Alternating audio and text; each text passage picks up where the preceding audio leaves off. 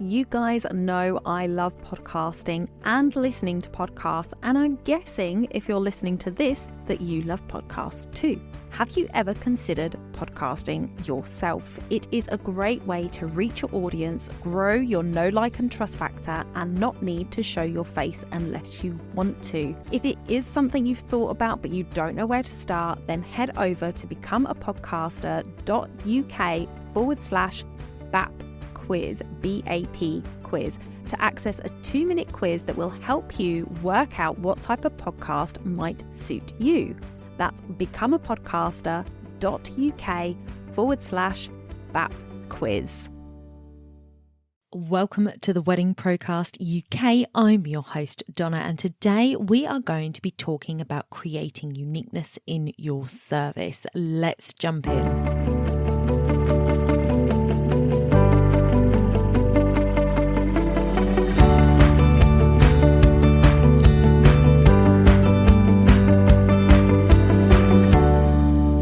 Hello, welcome back. I am so glad to have you here with me today. And in this episode and for the next couple of weeks, we're going to be talking about uniqueness and how we stand out from the crowd. So today I wanted to go over some facts and figures for you. If you don't know me, then let me tell you a little bit of something about me is that I love numbers.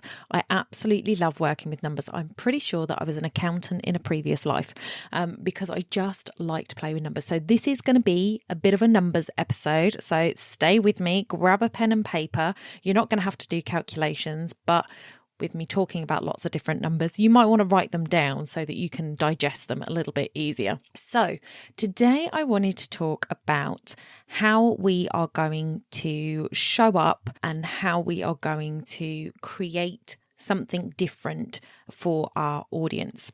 So the first thing that I wanted to look at was the competition.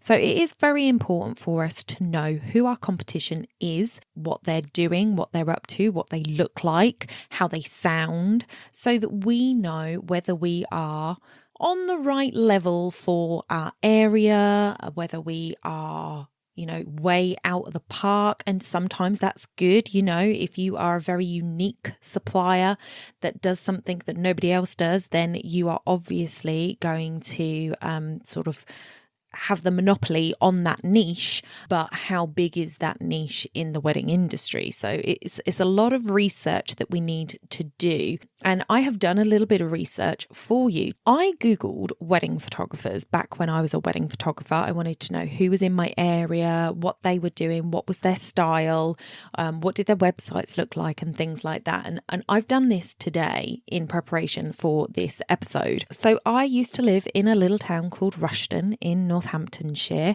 and not many people have heard of it. There's actually 2 Rushdens right next to each other. One of them is in near Kettering. The other is, well, we're both near Kettering, to be honest with you, but one is Rushden and one is Rushton. So Rushton Hall is in Rushton. So some people might have heard that, but I used to live in Rushden. So there are 2 in Northamptonshire, which I find bizarre. However, we move. So there are 14 photographers currently living in Rushden.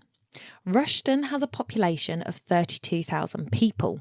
So you think 14 photographers, 32,000 people. Wow, that is a huge pool of clients there. There is, I'm a photographer. I'm going to move to Rushden because, they've got loads of people there. But you've got to break that down. So I went on to some national statistics websites and things like that to kind of see if I can get a breakdown of who these 32,000 people are. And under 8,000 of those, so it was 707,700 or something like that, fall into the 20 to 40 bracket, which is what I'm putting the bracket of most people are getting married within the 20 to 40 bracket. So of 8,000 people that are in the 20 to 40 bracket, around a third of them are likely to be married, which leaves us with just around about 5,300 people that aren't married within that bracket. Now, as people get married in couples, usually you have to divide that by 2. So you're looking at around 2,600, 2,800 couples. And that is if every single person in that age bracket is coupled up, which, as we know, is not the truth of the matter. So you're looking at less than 2,600 couples in Rushden. Of those, how many of them are actually engaged and looking to get married? Each time that pool is being reduced. So if we take it that they are all couples, so there is 2,500 people roughly that are in couples in Rushden that are of the age that are likely to get married. So you think 2,500 couples for 14 photographers, well, those photographers are going to have work for days, right? That is absolutely awesome because, 2,600 divided by 14 photographers, you're looking at 185 weddings each, something like that. Don't know the maths. I haven't done the maths on that bit, to be honest. But, that's a lot of weddings each. However, a lot of couples do not hire from the people in their town. They look at the wider county. So they're looking across the county, or they're looking at the county in which they are getting married in. So I actually lost track after 106 photographers in Northamptonshire. There are many, many more than that. So how the heck can you compete when you all take photos? And this applies to any of the suppliers. So if you look at how many cake makers are in your area, how are you supposed to stand out in amongst that to get these 2,500 people? I know, obviously, your pool is then bigger because if people are looking across Northamptonshire for their weddings, you might have somebody who is on the opposite side of the county looking at you as their potential supplier. But you get what I'm getting at here. There are not as many people looking for your services in weddings as there are potentially people looking for your services in the wider scheme of things. So, for example, there is not as many people looking for a wedding florist as there are people who are looking to buy flowers for somebody for their birthday. Do you get what I mean? So it is one of those things that you have to stand out. You have got to do something to stand out in the pool of people that you're with. So today I want to cover 3 areas where you can make a difference and that can help you stand out from the crowd. But I did want to just go over a few more numbers before we get into that. So firstly, a lot of you will know this because after the experience we had in 2020, these stats were sort of thrown out there for us to hear. But I just wanted to go over them again. So there are roughly around 400,000 wedding suppliers in the UK. So that sounds like a lot of competition, right? Well, if we say conservatively that there's, say, 15 businesses that work the average wedding, and I think there are some where it's a heck of a lot more and some where it's less, it means that there are approximately 26,500 teams of suppliers. So if we paired up a photographer, a planner, etc., it's around 26,000 teams. Now, this is very, very loose because I know as a photographer that there are a heck of a lot more photographers in the UK than there are wedding celebrants, for example. So of that 400,000, the odds are tipped in different favours depending on the niche that you work in. But 26,500 teams of suppliers, let's say, and there are roughly 279,000 weddings each year in the UK. Well, that works out at 10 weddings each. So to make your business work and stand out from the crowd, you need to be visible to your audience because you could potentially get an average of 10 weddings a year quite easily because those weddings are there for you in that case.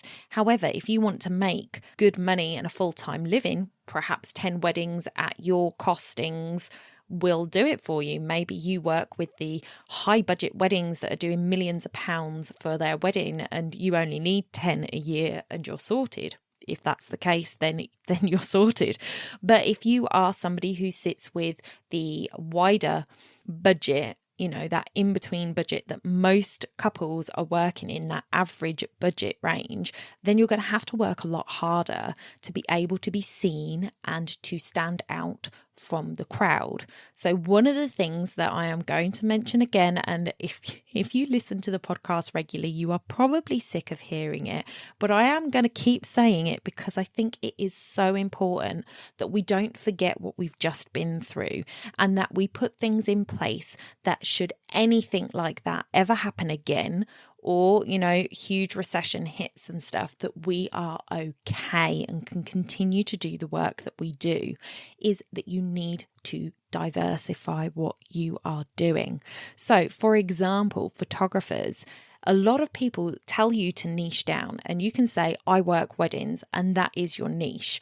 Then you can get even more niche within that. You can say, I only do barn weddings, I only do romantic weddings, I only do modern contemporary weddings. There are niches within your niches. However, I want you to consider possibly having 2 websites, so that your wedding potential clients can go to your wedding website and they can see the level of skill and dedication you have for weddings. It will also help with your SEO because it can all be geared towards wedding photography. And this, again, is a blanket thing. If you are a cake maker and you do weddings and birthday cakes, have a wedding cake website, because your SEO, your search engine optimization, can be optimized for the word wedding, so it can help you stand out. So diversify your portfolio of work and consider having two weddings. Consider having 2 weddings. No, consider having 2 websites, one that has got your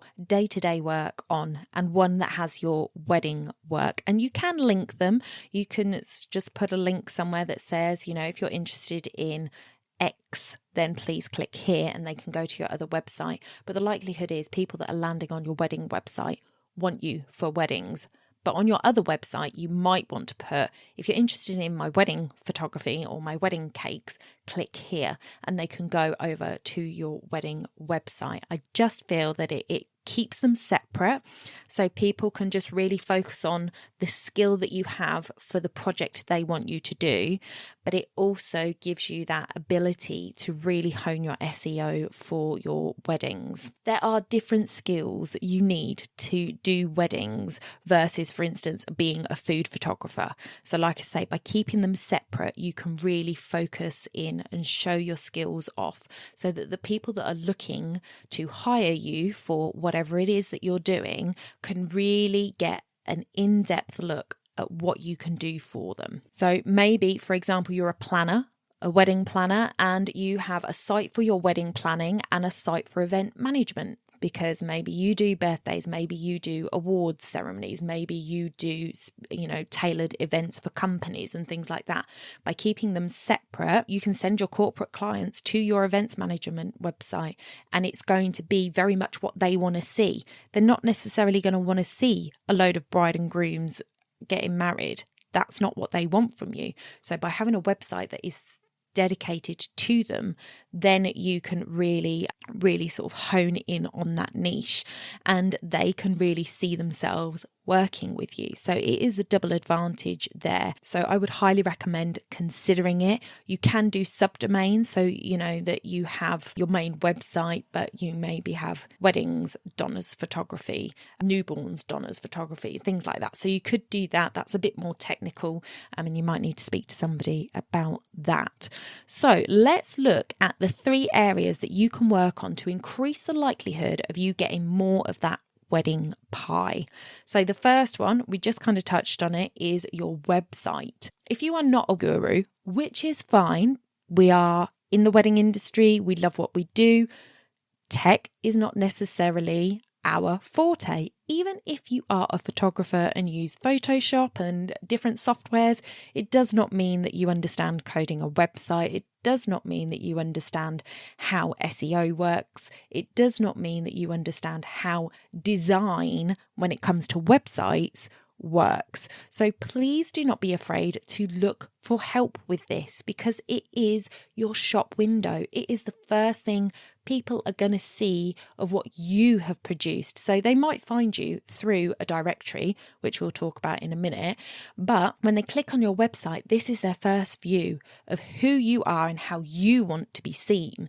And if your website isn't great, that's their first impression. So it is really, really important.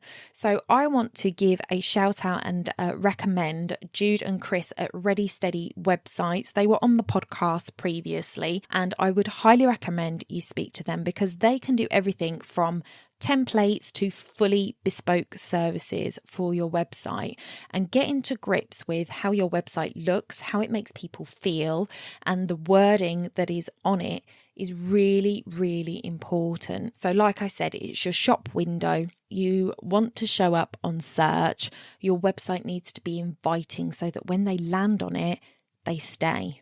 So I would recommend getting somebody who isn't your mum and isn't your best friend to take a look at your website as if they were a potential client.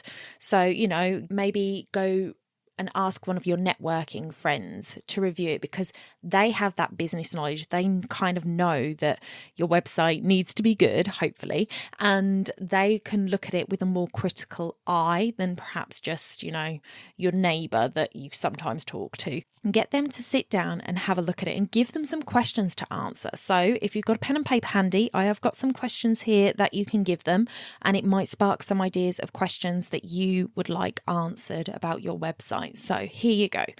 Is it easy to navigate? Did they find the information they needed? What did they like about your website? What didn't they like about your website? Were the links working?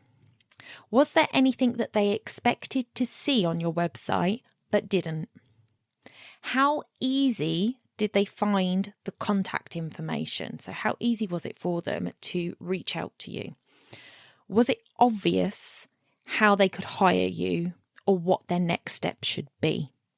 So like I say, I'm sure that you will think of loads more questions that you would like answered, but get somebody who you know, maybe a couple of people, maybe one guy, one gal, so that you have a different viewpoint there, what they would expect to see, what they want from a wedding cake site, from a wedding planner site, from a wedding photographer site, so that you can have a deeper understanding of where your website might be falling down. Make sure that they are actually reading it as well. So, give their first impressions, because those are the most important. Like, what would they do first? Would they head straight to your gallery? Would they go straight to your price list? What is the thing that they would want to do first once they land on your website? How did it make them feel like they wanted to interact with your website? And then ask them to go back and just read through some of the pages and let you know whether they read well, whether the information was relevant, whether it was important to them, how much was too much, was it too much, was it too little, would they like more information, that kind of thing, so that you can really start to understand how your website is working for you. So do some research as to what is in right now with websites in your genre, because back in the day when I was a wedding photographer, there was a period where everybody's website was black, especially in the photography industry. Everybody's website was black with white writing, and I look at it and I think back to it and I was just like, oh, we thought we were so classy. And I actually think it wasn't, but it was of its time.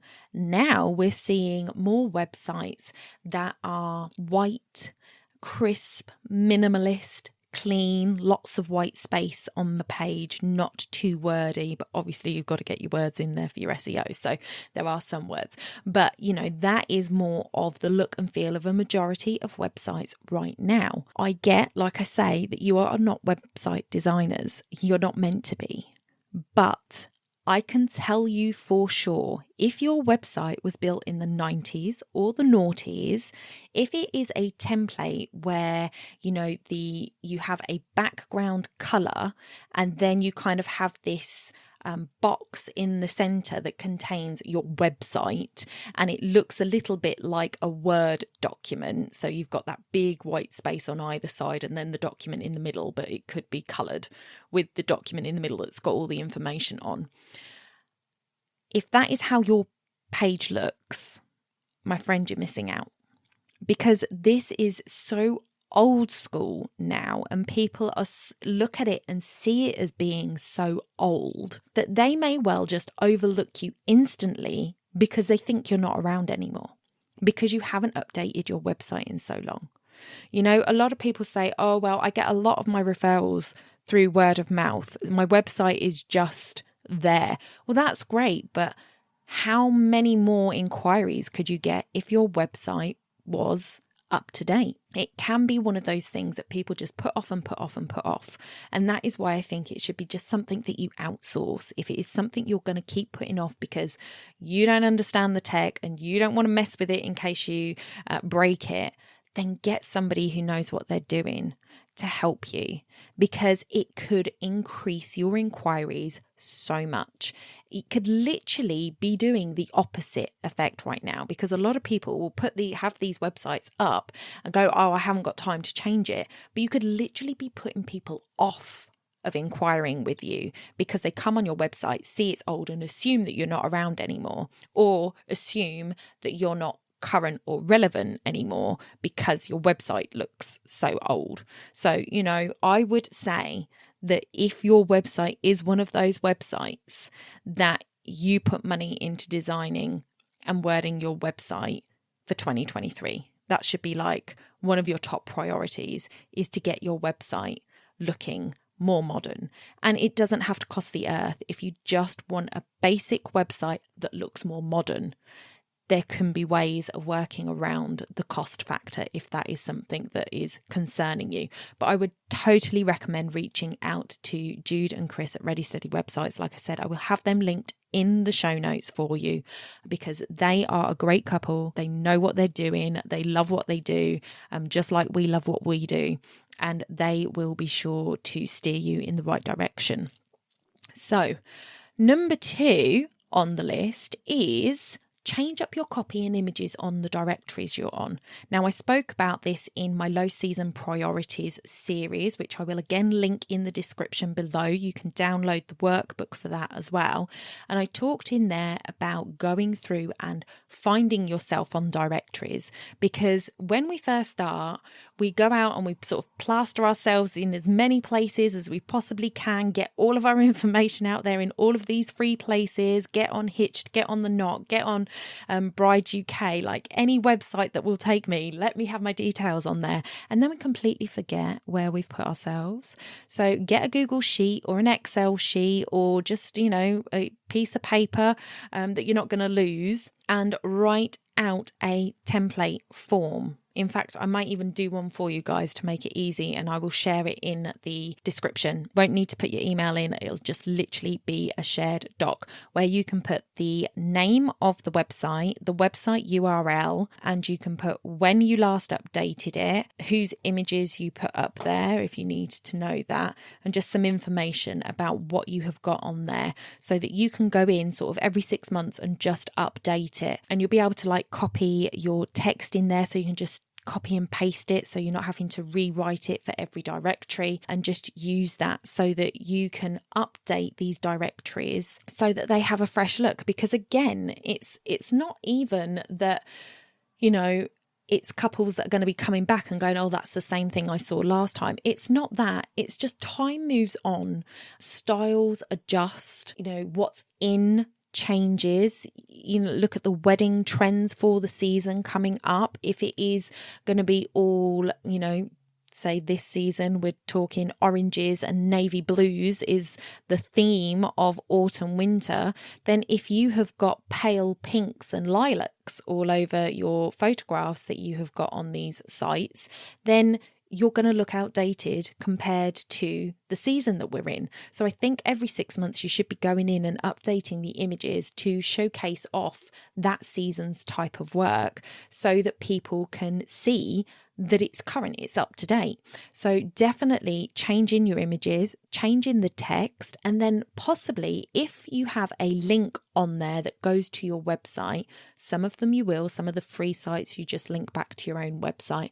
Some of them are paid sites that the inquiries go through that site. So it depends on which site it is. But if you do have a link potentially on there that they can click to go through to your website, consider changing where that link goes to.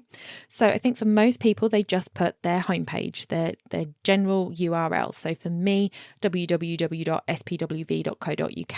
and that would be it. I think it would be worth trialing having it linked to your contact me page, or sign up for a call page, a discovery call page, because they found you on a website, they've seen some of your images, they've seen your wording, and they liked you enough to click to come to your website.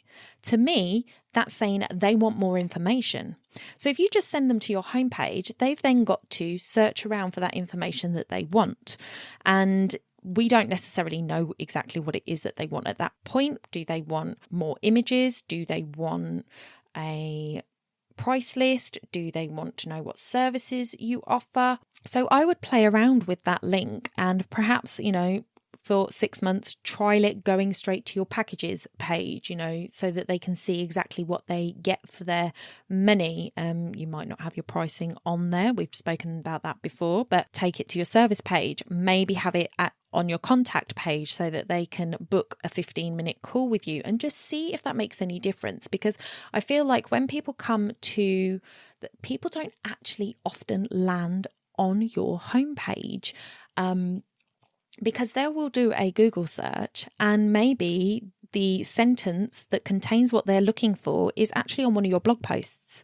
So their first engagement with you would be a blog post, or maybe they click on a link that you shared because you've updated your packages. So they click the link and they go straight to your package page. Maybe they see you somewhere and you offered somebody a free download and they went straight to that link.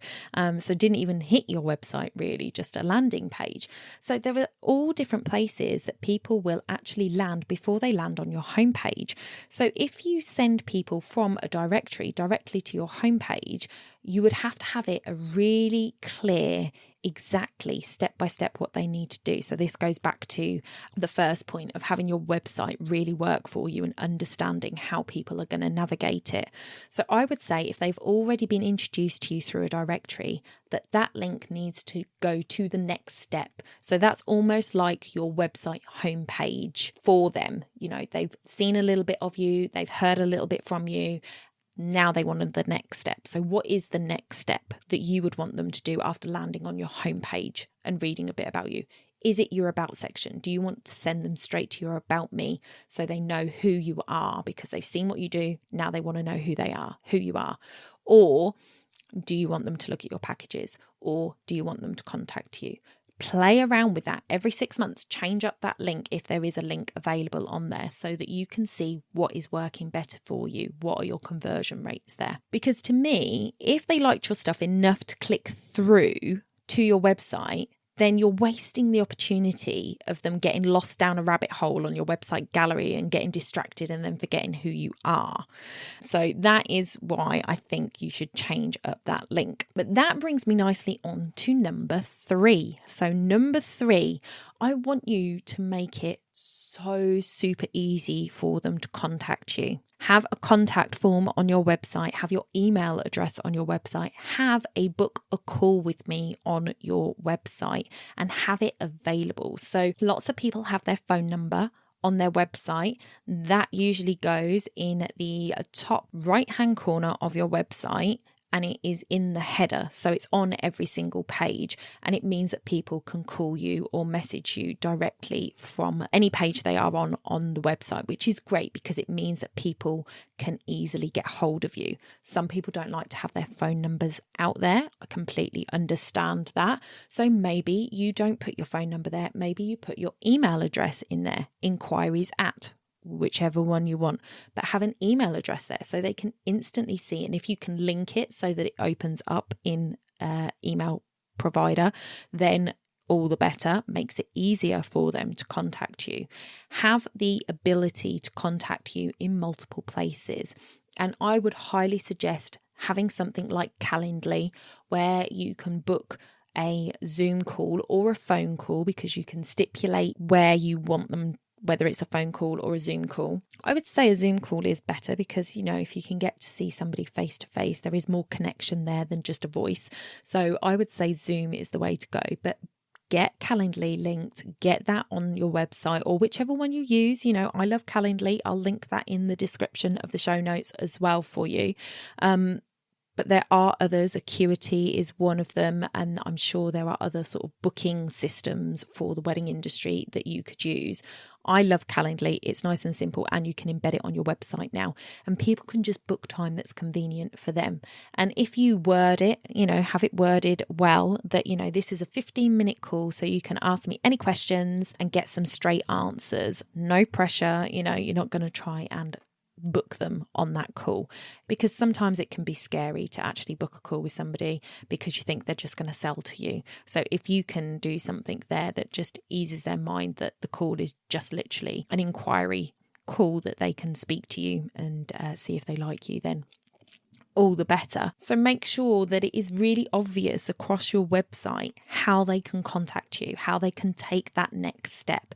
Don't hide ways to contact you. It is so easy to just have a contact us page that is just, hidden in a menu somewhere and people can't get hold of you. If you can have that email on every single page of your website in that header, if you can have it in your footer as well, if you can have a contact us page, if you can have on your about me page a link that says book a call with me here, or you can have on your contact me page as well, book a call with me, then all the better. The more points of contact you can put into your website so people can reach you easily, the better chance you've got, because nobody's going to be scrolling down to the bottom of your gallery and then hunting for that. They don't want to be hunting, so make it easy for them. They may well go to your contact page and fill it in if they get to it. But how cool would it be just to have a button on the bottom of your gallery that says book a call with me, or send me your questions, or whatever it is, so that it links straight to the form that they need to fill out, or the booking form for Calendly, something like that. It would be so much easier. And people appreciate that. They appreciate you taking away that friction of them having to go to a different page. And from this, here is the biggest way you can stand out. So if you are multitasking, come back to me. This is the bit you really need to listen to, because it's straight from the horse's mouth. Respond in a timely manner. I cannot say that loudly enough. It is the biggest bugbear I hear from couples, that they didn't get a response, or they haven't heard from so-and-so. It's been over a week. Set the expectations and keep to it. Your time is valuable, and so is your potential client's time. If they made the effort to reach out to you, then you just passed 266,000 people to gain access to this couple. You just went from competing against all of those other photographers, all of those other cake makers. You're now down to the top 10, possibly less. How you react right then, at that point of when they contact you, sets you in a place on their top 10 list. And believe me, if you respond quickly, you will move closer to the top of that list. It is so, so important.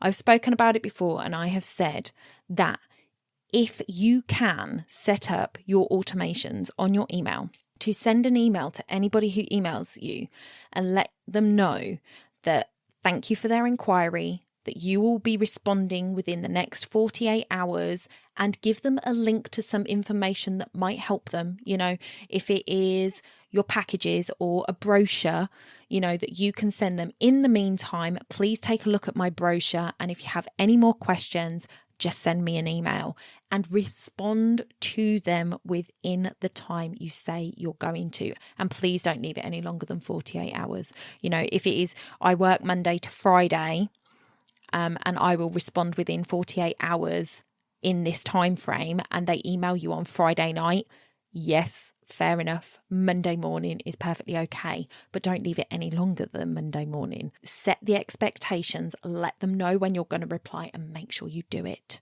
It is so, so important. Like I say, you know, at the point of people actually messaging and asking for information, they like you. They like what you do. They have already made the decision that it's worth finding out more. And couples don't do this for lots and lots of vendors. They tend to choose maybe 5 or 6. So I'm saying 10 there. You are likely to be part of a pool of a lot less when you get to the point where they're actually inquiring with you. And it boggles my mind the number of couples that have said to me, well, they didn't even bother getting back to me. Didn't even bother getting back to me. That is insanity to me. We absolutely love what we do. And as wedding vendors, it is the smile on the couple's face. It is that, thanks so much, we couldn't have done it without you at the end of your shift. It is the, wow, I didn't even know those existed. The light up on their faces when you provide something that they weren't even expecting. That is what the majority of us absolutely thrive on, because we know we're doing good for them. And yet so many wedding vendors don't even get the basics of communication right at the beginning. And those that do get it right, like I say, are going to end up at the top of that list and are likely to book way more than 10 weddings a year. Okay, so it can be difficult. It can be time consuming, but set up that automation so they get something instantly from you, because that's instant gratification for them. They're like, oh, okay, I've already got an email. Yeah. And then respond within a timely manner. I would say no more than 48 hours. Try and make it 24.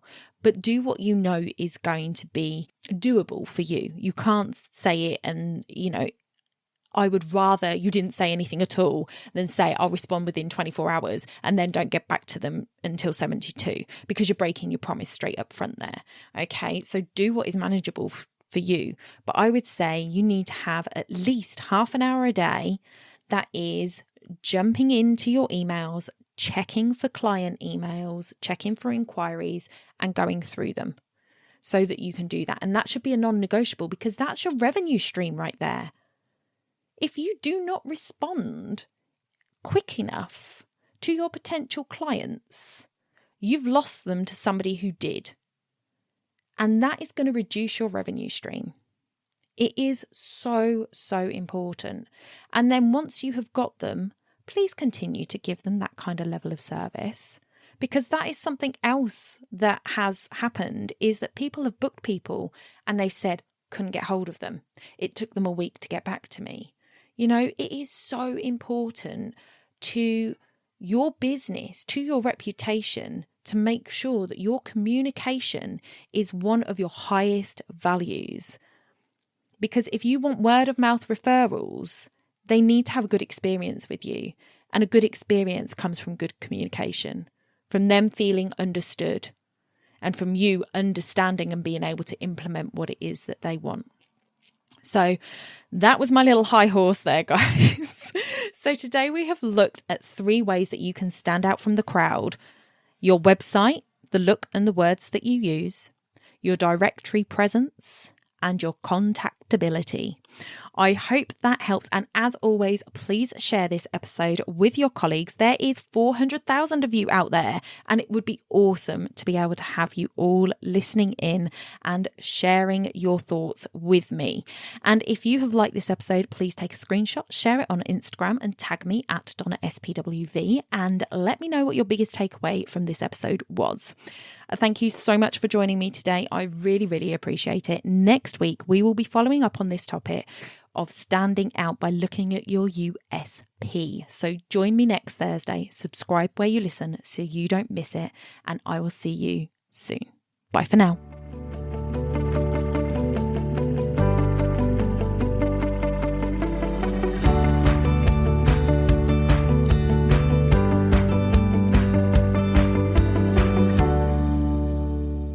Don't forget to hit those stars and leave a review of the podcast where you listen if you found value in what you heard today. It's a free way you can help the podcast reach more people just like you.